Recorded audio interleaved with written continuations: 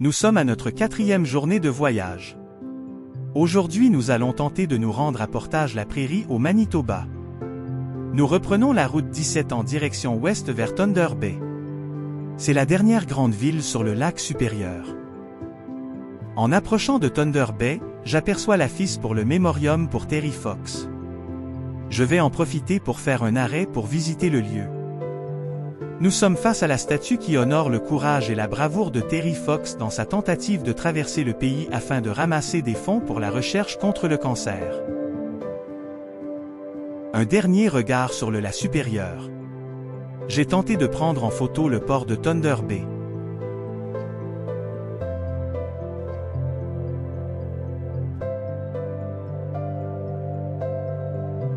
En quittant le mémorium de Terry Fox, je m'arrête à une information touristique afin de connaître s'il y aurait d'autres sites à voir sur mon chemin vers le Manitoba.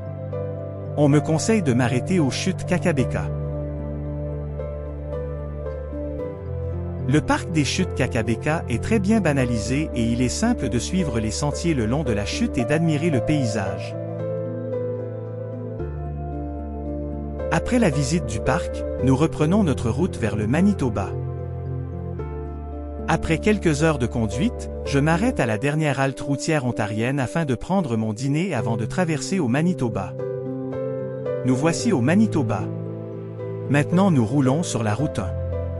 En avançant vers l'ouest, nous perdons les forêts boréales ontariennes qui sont remplacées par des prairies à perte de vue.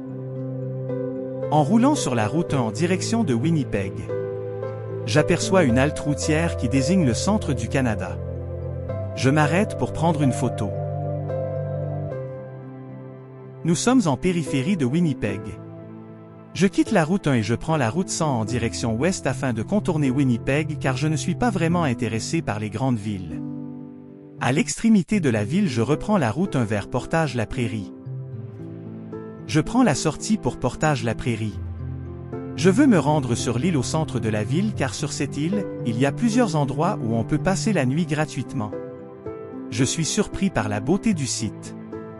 Nous pouvons se stationner près d'une table de pique-nique pour préparer et prendre son repas dans un parc magnifique.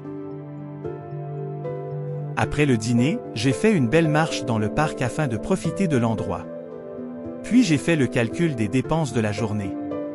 Aujourd'hui on a parcouru 927 km et la consommation d'essence a été de 8,4 litres au 100 km. Demain on va s'attaquer aux prairies via la route 16 nommée Yellowhead. Cette route traverse l'ouest canadien jusqu'au Pacifique à Prince Rupert. À la prochaine.